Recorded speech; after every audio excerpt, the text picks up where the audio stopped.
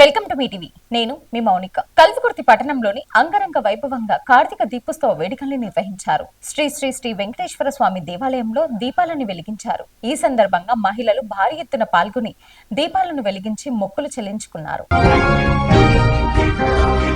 కల్వకుర్తి పట్టణంలోని కన్నికా పరమేశ్వరి దేవి ఆలయంలో అంగరంగ వైభవంగా కార్తీక దీపోత్సవ వేడుకల్ని నిర్వహించారు. ఆలయ ప్రాంగణం చుట్టూ మహిళలు ముగ్గులతోటి దీపాలను అలంకరణ చేశారు. అనంతరం వివిధ పూల రంగులతో శివుడి చుట్టూ దీపాలు పేర్చారు. ఉదయం నుంచి సాయంత్రం వరకు మహిళలు ఉత్సాహంగా పాల్గొని ఈ దీపోత్సవ కార్యక్రమాన్ని విజయవంతం చేశారు.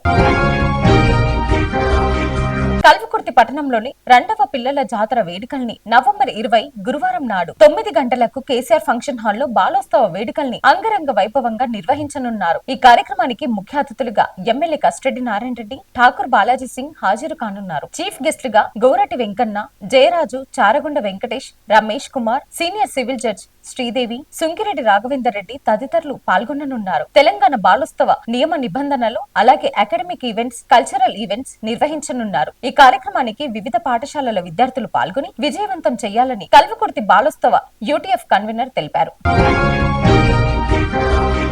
అచ్చంపేట మండలం రంగాపూర్ గ్రామ పంచాయతీ పరిధిలో సిద్దాపూర్ కి వెళ్లే మార్గంలో పిరమిడ్ దగ్గర గత నెల రోజుల కింద కురిసిన భారీ వర్షాలకు రోడ్లలో సగభాగం కొట్టుకుపోయింది. ఇంతవరకు అధికారులు, ప్రజాప్రతినిధులు గాని స్పందించలేదని, ఈ రోడ్డు వెంబడి తెలియని వ్యక్తులు వస్తే ఆ గుంతలో పడాల్సిన పరిస్థితి ఉందని ప్రజలు ఆగ్రహం వ్యక్తం చేస్తున్నారు. ఘోరమైన పరిస్థితి ఉంది. ఇక్కడ నిత్యం రద్దీగా ఉండే ఈ రోడ్డు మార్గంపై అధికారులు దృష్టి పెట్టి కనీసం మట్టి అయినా పోపిస్తే కొంతవరకు సమస్యల నుండి బయటపడవచ్చు అని అన్నారు. ప్రజలకు ఇబ్బంది కలగకుండా సమస్యలను పరిష్కరించాలని అధికారులను కోరారు. ఈ మార్గంలో నిత్యం ప్రయాణించే ప్రయాణికుడిగా, ప్రజా సమస్యలను నిత్యం ప్రశ్నించే నాయకుడిగా BCF state secretary doctor Naramoni Naresh Yadav స్థానిక విలేకరులతో మాట్లాడారు.